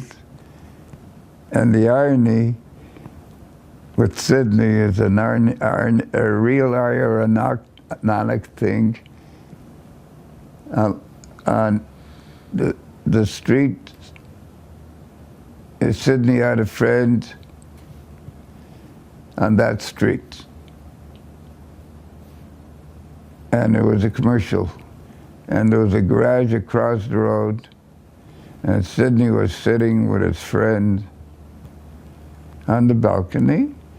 And the garage exploded. There was a big garage where they park cars and gas. And the ironic story about Sydney, I knew him from my street. I lived on the same street as he did. And we were friends. And what happened there was an explosion, and he got glass splintered in the leg. And they took him to the hospital. But when you have glass in the body, glass rises with the blood, and you gotta take him out. And I'm at camp with Sydney in the same hut, and they gave me, the doctor gave me, or the nurse gave me little splinters. When the glass comes up, I had to dig it out. So you're taking out glass from his leg that he had from Montreal? Yeah. And do you know how he got wounded? Did he step on a mine, or it was an explosion? no, he was not wounded. The wounding, I was not in action with them.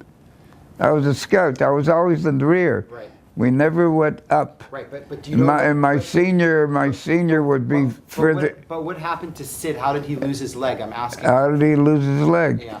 They used wooden bullets.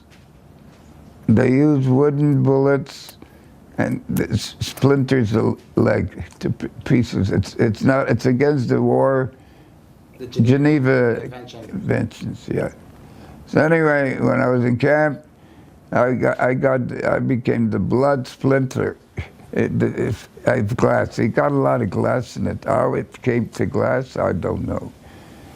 Or the dum-dum bullet. But I took splinters out during his time at camp. At the hospital? No. At Camp Ney Brit, where the fire was in the city.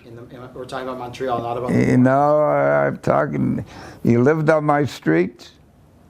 He lived on my street, Clark Street, and just a few doors away. And I knew him very well. We went to school together. We were together all the time. And this happened in Montreal. He got it, and we took splinters out. So during And at the battle, he gets wounded. at the battle, he gets wounded, They and they bring him brought to him the in. rear? The truck had to go way in to pick him up. And I made a tourniquet. On him, you did it? Yeah. Yeah. I stopped his bleeding. Yeah. But the leg was already like here. And in the hospital, he was in Rehovot Hospital only, I think it was not even a week or a week and a half, and they sent him to the big rehab hospital up in Tel Aviv somewhere. And I visited him there, and he lost his leg. But they looked after him, and he's still alive. He's a year older than me. Are you in touch with him? Sure. How many have I got left here? How many people do we have? You have the guy that flew the small little plane, and when the big plane came in, Bill Novak. yeah, when the big came from your guy, the big planes came, they carried 5 times more goods than his little bomber. And he spent their time. And he became a doctor, a ear, nose, and throat a surgeon. Yeah. And I know his wife. Bill is in good shape. He's older than we are. And but he went home earlier because he couldn't fly the Americans who were the only ones able to fly the big planes. Those big bombers, they fixed it up in Panama or before they went overseas. How he got it up, this man that did this thing, there were 10 planes. You know how much luggage they could carry, those things? Cargo. Cargo? Yeah. Oh. And, oh yes, now at our base, we met the pilot. And what happened there is one guy got killed. Cargo moved. The cargo moved and killed a guy in the cabin with the cargo. And we went to his funeral and we shot. 21 gun salute? No, we went to his funeral and we did this gun salute, the gun salute. I'm going to read to you right now because I want to get back to your experiences with the 52nd Brigade in Givati. Yeah. Okay. It says arrived. I'm reading the chronological one. It says arrived at DP camp in Marseille. We talked about that. Most of us arrived in Palestine along with refugees with false documents in Haifa. We talked about that. From Haifa onward to Rehovot, to a former British army base called Kfar Bilu. Right. We talked about that. Now we are Canadian platoon in Givati 52nd Battalion. That's where we are right now. Of 33 men, 5 saw action in World War II. 15 served in various parts of the armed forces, saw no action, which is you. No. In Canada. I didn't. I never saw and it. 13 had no training whatsoever. Now, Right. This is where we are right now. First action, Arab village called Bashit, Bashit. next to Kibbutz Yavne.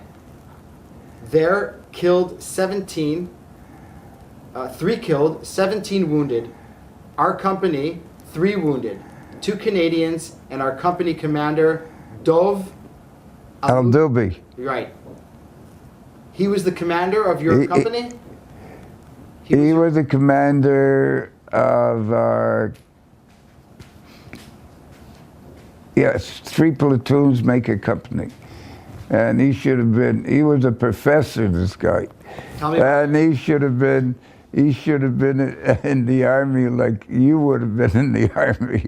He ran like a putz. He ran into fire because they came down closer to us at one point.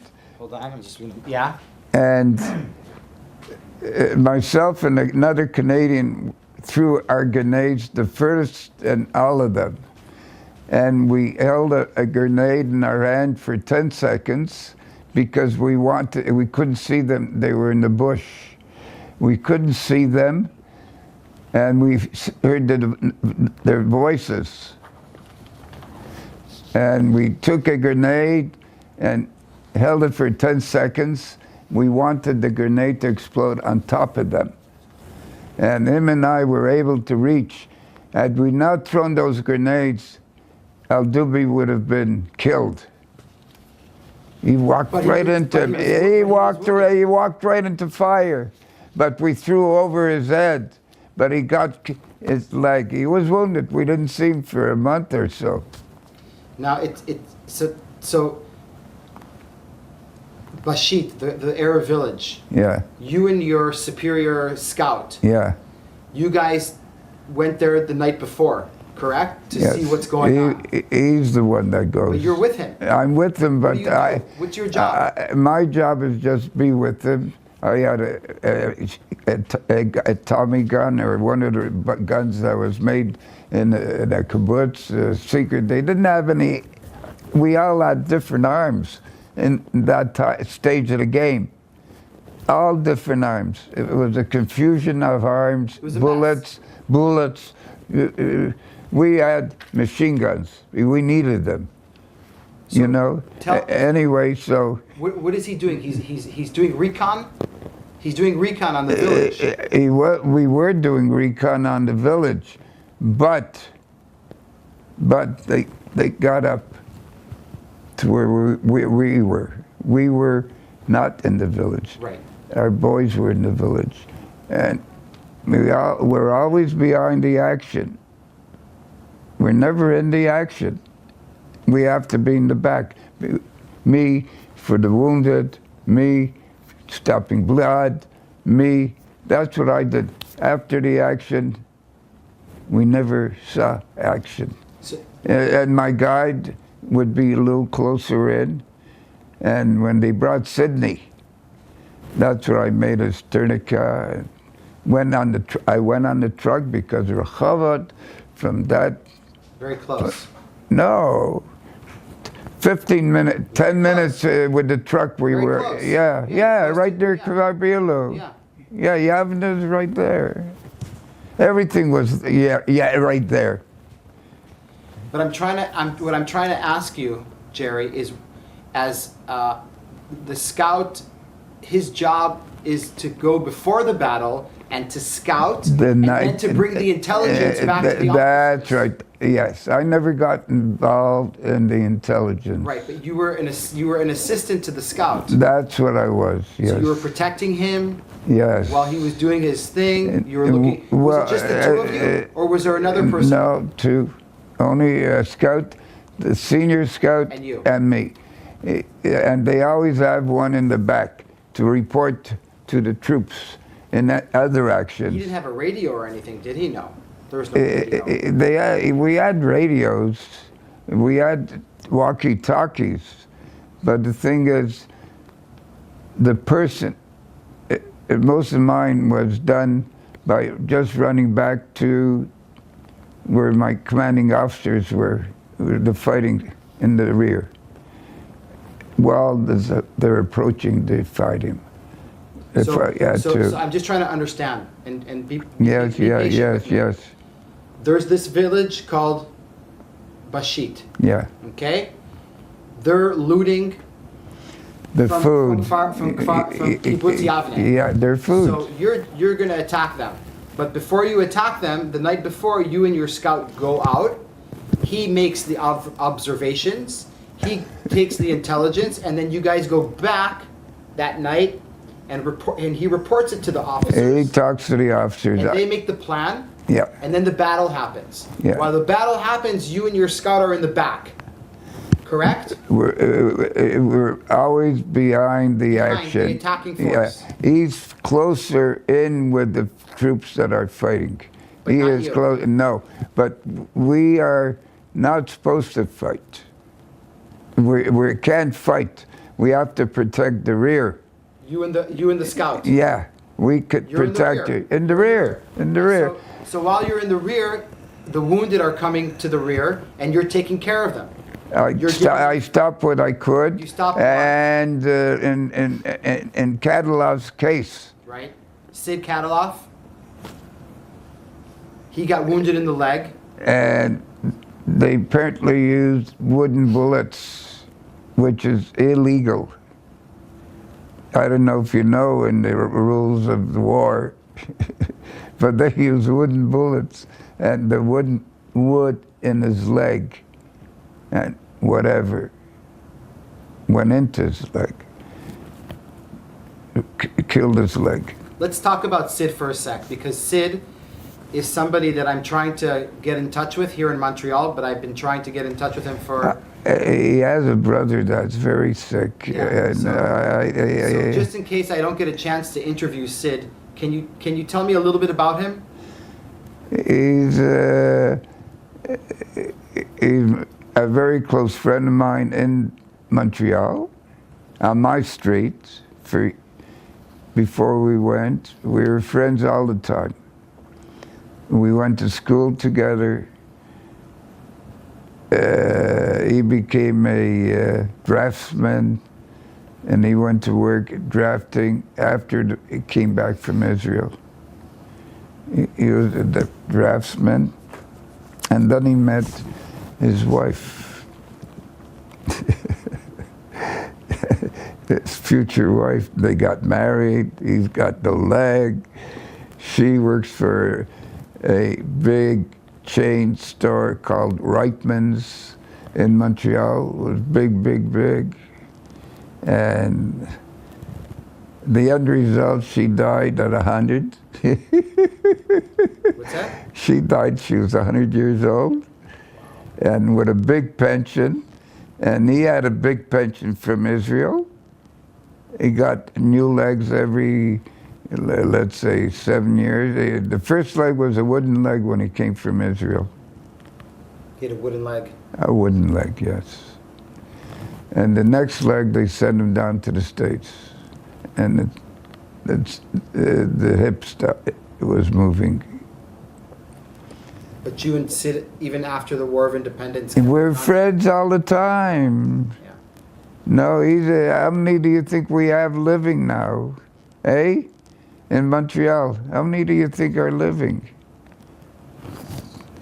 Well, he was never in action flying his plane. He never saw action, no. Now tell me, it says here that after the Battle of Bashit, yeah? How did that battle end up? It ended up, we had to go back to Bashit and burn down their village. You burnt it down? Yeah, because they were still stealing. Yeah, we burned it down. There was no opposition or anything. What about the women and children? They ran away. When we started the fire around them, they just ran to another settlement. Where they went, I don't know. But we never had problems with them after. We burned down their whole village. Do you think that was the right thing to do? Why not? I'm asking. They didn't stop stealing. They were still stealing food. And we burned down the village. We went back there a second time. We weren't a whole big force because we had nobody to fight there already. But we went with torches, people that with flamethrowers Yeah. and just burned down the village. Anyway, look. After Bashit, it says here, column number 7, after Bashit, we became a well-disciplined team. We were not there to pick oranges.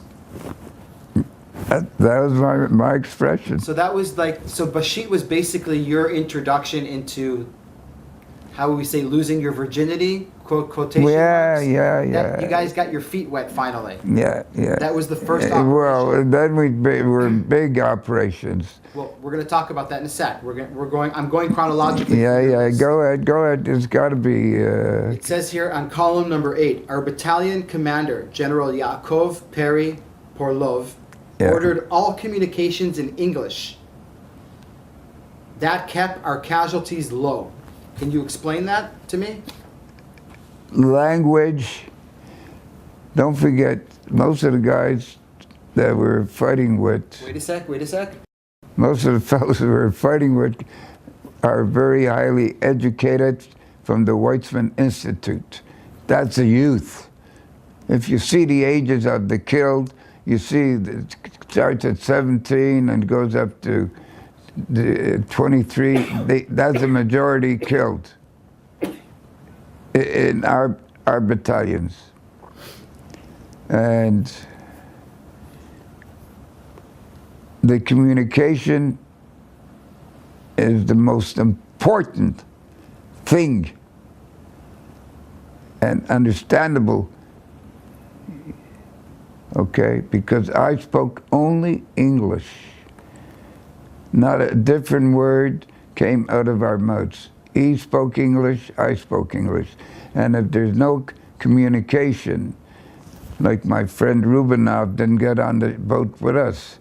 He came from another part in the Atlatrun. I see his fucking name up there already. I was like killing myself. Why did we leave him in France? Why did we leave him? We should have all said, he comes or we don't go, all of us. That's all we had to say. My age, 22 years old. And what did he do? The pilot, the prick. He took, I have to know nothing, but I know what happened. The pilot that flew the seaplane let him land. He thought he was landing a plane with What are you wheels. talking about? Now the pilot that kept the Arabs when they were in Israel, kept them awake all night. We got 150 little planes from all over Israel, and they threw bottles, whistlers, grenades, and kept them awake every night. And they had to leave themselves our territory, go back to Egypt. They couldn't fight because we kept them up day and night. You don't hear me? I hear you. They kept them up. Those little planes saved Egypt and our territory. That was the first time they went in. This was, they were situated.